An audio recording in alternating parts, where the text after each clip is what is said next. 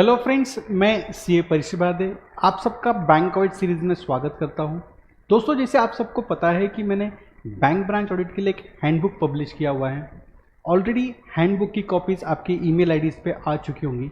इस हैंडबुक में मैंने चैप्टर वाइज डिस्कशन किया हुआ है कि बैंक ब्रांच ऑडिट में चैप्टर वाइज किस तरह से डिस्कशन कर सकते हैं, और हर चैप्टर पे मैंने एक शॉर्ट वीडियो बनाया है कि किस तरह से वो चेकलिस्ट आप भर सकते हो, किस तरह से हमारा ऑडिट अप्रोच होना चाहिए बैंक ब्रांच में।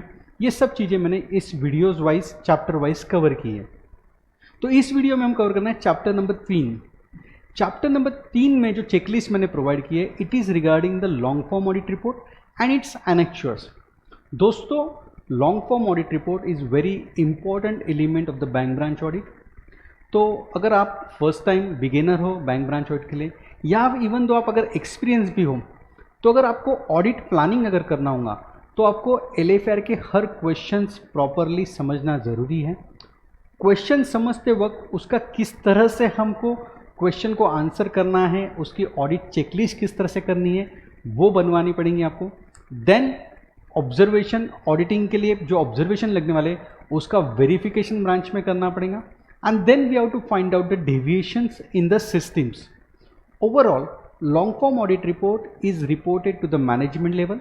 हम बैंक ब्रांच ऑडिट कर रहे हैं तो ब्रांच लेवल पे जो भी ऑब्जर्वेशंस देंगे हम, वो सेंट्रल ऑडिटर कंसोलिडेट करेगा and then it is submitted to the management.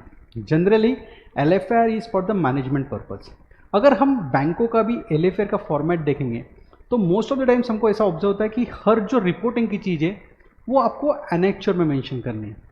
Meaning that कहीं पे भी कोई भी पॉइंट को अगर हमको कमेंट देना है या फिर एडवर्स ऑब्जर्वेशन लिखना है तो हमको उसका एलएफआर का एनेक्चर बनाना पड़ेगा।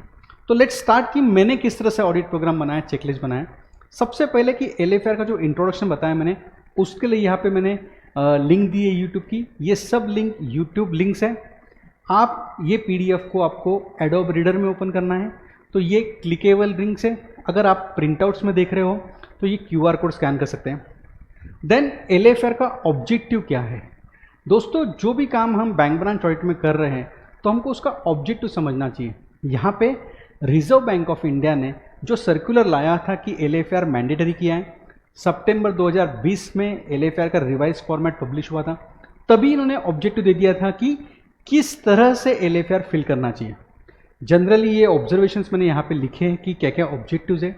समराइज वे में बताना चाहूँगा कि एक थ्रेशोल्ड लिमिट हमको हर पॉइंट्स के लिए डिसाइड करनी है कि पर्टिकुलर थ्रेशोल्ड पॉइंट के ऊपर के हम 100% वेरिफिकेशन करेंगे, उसके नीचे की चीज़ें हम सिस्टम कंट्रोल्स पे कमेंट्स करेंगे। तो हर पॉइंट के लिए आपको थ्रेशोल्ड लिमिट सिलेक्ट करना है, उसके ऊपर का 100% वेरिफिकेशन करना है, उसके बिलो सिस्टम पे कमेंट करना है। सैम्पलिंग पे हमको ध्यान देना है कि कौन से सैंपल हम सिलेक्ट कर रहे हैं। देन एक कंट्रोल रिव्यू शीट बनाई मैंने एलएफआर के लिए कि कितने सेक्शन होते हैं एलएफआर में। सब सेक्शन नोट डाउन किए कि कैश सेक्शन, हर एक के लिए मैंने सेपरेट चेकलिस्ट दी हुई है। कैश के सेक्शन चेकलिस्ट अलग है, बैंक बैलेंसेस की चेकलिस्ट अलग है। देन किसने वेरीफाई किया है, हर सेगमेंट को एक सीनियर अथॉरिटी ने रिव्यू करना चाहिए, तो किसने रिव्यू किया वो भी मैंने यहाँ पे मेंशन किया हुआ है। देन इससे रिलेवेंट सीबीएस में कौन कौन से क्वेश्चंस है एलएफआर के लिए वो आपने फिलअप किए है क्या, और उससे रिलेवेंट एनेक्चर्स। अगर हम एलएफआर की बात करें तो एलएफआर आपको अभी सिस्टम में पंच करना पड़ता है। हर बैंक का एक ऑनलाइन सिस्टम है, उसमें एलएफआर पंच करना है, और उससे रिलेवेंट जो भी डेविएशंस आपको ऑब्जर्व होते हैं उसके लिए हर पॉइंट के लिए एलएफआर एनेक्चर है। तो हर बैंक का क्या सिस्टम है वो समझ लिए। देन कैश, बैंक, जितने सेगमेंट एलएफआर में अवेलेबल है वो सब मैंने यहाँ पे नोट डाउन किए हुए हैं। हर एक के लिए मैंने सेपरेट चेकलिस्ट दी है। यहाँ पे जितने 16 पॉइंट्स बताए मैंने, 16 के 16 पॉइंट्स के लिए सेपरेट चेकलिस्ट अवेलेबल है। एडवांसेस सेगमेंट मैंने चैप्टर नंबर 4 में कवर किया है, वो यहाँ पे नहीं डील किया है। एडवांसेस सेगमेंट जैसे मैं हमेशा बताता हूँ आपको ऑडिट प्रोग्राम में, एक जो सीनियर स्टाफ है हमारा, जो क्वालिफाइड चार्टर्ड अकाउंटेंट है, he should handle the advances segment along with the large borrowal by the audit partner. तो ये जो पॉइंट्स है यहाँ पे अगर आप सीरियल देखेंगे तो first segment is cash segment. Her segment में मैंने इंट्रोडक्शन वीडियो दिया हुआ है कि कैश सेगमेंट में आपको क्या चेक करना है। अगेन क्यूआर कोड भी मेंशन किया है। देन चेकलिस्ट की पॉइंट दी है कि ये चीज़ें आप कैश सेगमेंट में चेक कर सकते हो। देन वेरिफिकेशन के बाद मैंने कवर किया हुआ है कि LFR में क्वेश्चन किस तरह से है। तो यहां पे देखिए कि LFR में क्या क्वेश्चन है।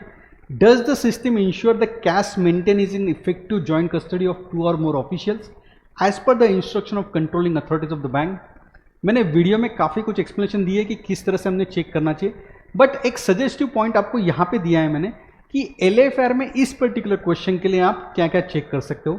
फॉर एग्जाम्पल जॉइंट कस्टडी जो है, बैंक की गाइडलाइन आपको चेक करनी है, देन किसके हाथ में चार्ज है वो मेंशन करना है, चार्ज जब हैंडओवर हो रहा है तो जो की मूवमेंट रजिस्टर है वो आपको चेक करना है, देन की मूवमेंट रजिस्टर को अटेंडेंस रजिस्टर के साथ में चेक करना है, क्योंकि अगर स्टाफ पर्टिकुलर छुट्टी पे जा रहा है, लीव ले रहा है, तो की मूवमेंट हो रही नहीं हो रही वो चेक करना है आपको।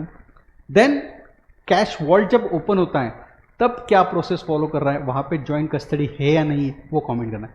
मीनिंग दैट ये सब पॉइंट्स मैंने वीडियोस में ऑलरेडी कवर किए हैं, ये वीडियो मैं लंबा नहीं करना चाहता हूँ। यहाँ पे सिर्फ बताना चाह रहा हूँ कि LFR में क्या क्वेश्चन आ रहे हैं, उसको किस तरह से हम चेकलिस्ट बना सकते हैं, वो मैंने यहाँ पे मेंशन किया। ओवरऑल हर सेक्शन के लिए मैंने क्या किया है, first of all introduction video दिया है, देन उसकी चेकलिस्ट दी है, देन LFR को लिंक किया है कि जो particular section particular staff check कर रहा है उसको LFR में किस तरह से कमेंट करना है, उसके कौन कौन से एनेक्चर्स बनाना है उसको। तो दोस्तों जनरली क्या गैप होता है ऑडिट में, पर्टिकुलर एक पर्सन जो हमारा जूनियर स्टाफ वो कैश सेक्शन चेक करता है, बट उसे कभी नहीं पता होता है कि उसको LFR में क्या रिपोर्टिंग करना है, क्योंकि LFR reporting generally senior person करता है। तो यहाँ पे मैंने जो ऑडिट प्रोग्राम बनाया है इसमें कॉम्बिनेशन किया है कि जूनियर स्टाफ को पता होना चाहिए कि उसको क्या क्या चेकलिस्ट है, क्या क्या चेक करना है, उसको LFR को लिंक करना है कि किस तरह से मुझे ऑब्जर्वेशन देना है कि जो मेरा इनपुट है वो जो ऑडिट सीनियर पार्टनर से उसको डायरेक्टली यूजफुल हो सके जब भी वो LFR फिल करता है। तो इसी तरह से मैंने हर पॉइंट के लिए यहाँ पे बनाया, जैसे L1 कैश के लिए था, L2 बैंक बैलेंसेस के लिए हैं, then L3 money at call, L4 investment. Advances segment मैंने इसमें कवर नहीं किया है, एडवांसेस के लिए अलग सेगमेंट है। तो फ्रेंड्स इस तरह से आपको ये प्रोग्राम जाना है, हर स्टाफ को उसको ट्रेनिंग देना है कि please check out the videos, make your own question, suggestive questions मैंने दिए हुए हैं। इसके अलावा अगर आपको प्रोफेशनल जजमेंट यूज़ करके कुछ एडिशनल चीज़ें चेक करनी है तो आप वो ऐड कर सकते हो। देन उसको LFR में किस तरह से रिपोर्ट करना है वो इस वीडियो में मैंने कवर किया है। तो फ्रेंड्स इस तरह से LFR का जो चैप्टर नंबर 3 है ये आपको कंपाइल करना है। अगेन इंपॉर्टेंट क्वेश्चन, LFR के लिए एक प्रॉपरली सिस्टमेटिक ऑडिट अप्रोच होना चाहिए हमारा, हर पॉइंट को किस तरह से चेक करना है, उसके डॉक्यूमेंटेशन प्रॉपरली कलेक्ट करना चाहिए। मोस्ट ऑफ द टाइम्स ये ऑब्जर्व होता है कि LFR में जो पॉइंट्स हैं वहाँ पे कंट्रोल पे हमको कमेंट्स करना है, बट कंट्रोल पे कमेंट्स करने के पहले हमारे पास उस पर्टिकुलर पॉइंट को वेरिफिकेशन के लिए सैंपल होना चाहिए। तो हर पॉइंट वाइज आप क्या सैंपल चेक कर रहे हो वो रिकॉर्ड पे होना चाहिए। तो ओवरऑल दोस्तों मैं L3 में इतना ही बताना चाहूँगा, क्योंकि ये वीडियो लंबा नहीं करना, ये अपने को सिर्फ समझना चाहिए कि जो चेकलिस्ट बनाई हुई है वो किस तरह से फिल करनी है। So this is all about chapter number 3 LFR, how to fill the LFR checklist. Thank you so much friends for watching this particular video. Thank you so much.